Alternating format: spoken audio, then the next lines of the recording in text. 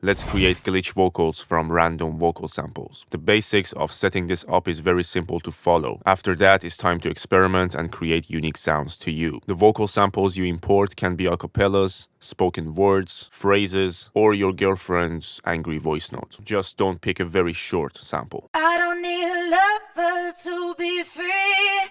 I just need another to believe. Drag your sample onto a Serum oscillator. I like to go for FFT 1024, but each of them give you a similar sound with minor differences. Click on pencil icon to open the sample. Click on single and remove DC offset. Then on process and X-fade edges. This will remove any clicks and pops from your sample. You can pick which snapshot from the sample you're playing using this wavetable position. But we don't want to pick only one. We want it to move to different parts of the sample randomly. To make that happen, drag an LFO onto wavetable position. Let's set the rate to 1 or 2 bars to slow it down. Unpleasant, but we'll get there. Increase LFO's grid number from 8 to 16. Now if you hold shift on your keyboard and left click, you can create sequences like this.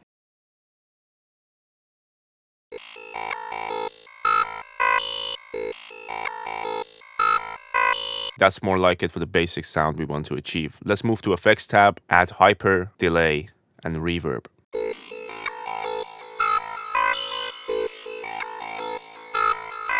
Now we've got a usable sound for Psytrance productions. Now if you change the vocal sample with the same settings, you will get a slightly different sound based on the wavetable position and the snapshots from that sound. But it's not going to be entirely different. This would be the basic setup for glitch vocals in Serum. Now let's experiment. Turn on filter. Drag your LFO onto filter cutoff. I actually haven't experimented with comb filters, so we're going to try that.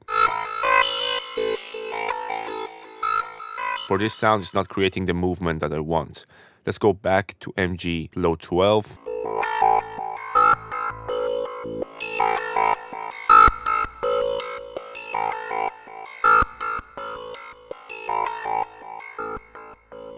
The way you set up your filter movement, the amount and the frequency is completely up to you, and of course dependent on the music you're making. You don't have to make your filter follow the same LFO that the wavetable position is following. You can remove this, go to LFO 2, drag that onto your filter cutoff and create a different shape.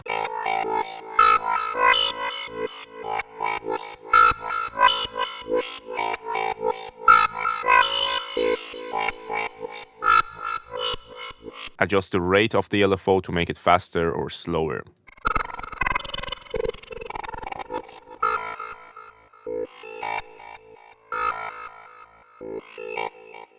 Now turn on oscillator B, set oscillator A to AM from B, for example. Turn down the level on oscillator B.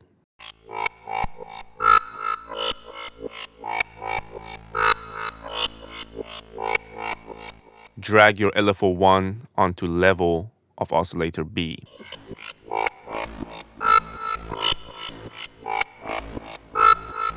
If you're hearing a different pitch once in a while, I'm just playing a different note on my keyboard. Using oscillator B and making oscillator A, which is the vocals, AM from it, you can get a layer of synth added to the sound. Make it as quiet or as loud as you want. Let's go to effects and make this a little bit dirtier. Turn on distortion, add some drive.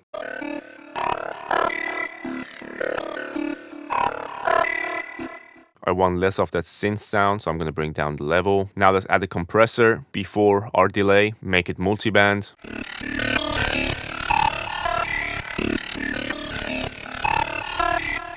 Let's turn off oscillator B, turn on filter, and experiment with the LFO again. Change the shape and make it faster.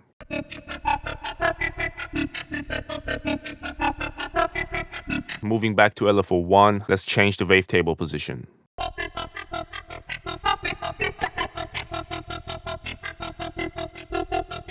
Or let's turn down the mix from the LFO.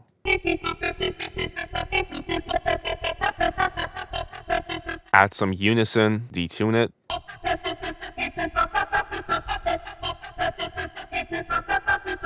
Your reverb and delay settings will make a huge difference.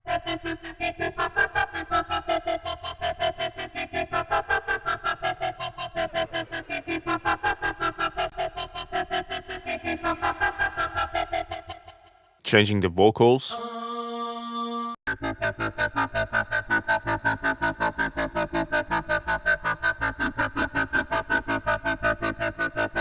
What if I play 2 octaves of the same note?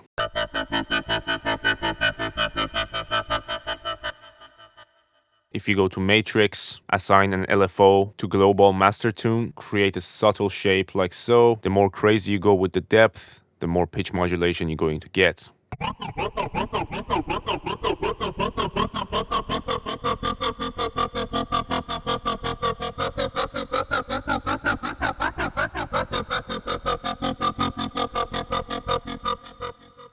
Of course, creating different shapes for LFO1 itself is how you can get the most unique results.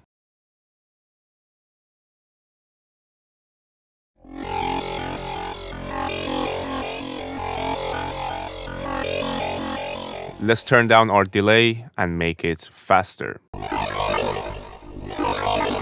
Try out the triplet pattern. And lastly, what if we turn on legato and mono and play up the scale?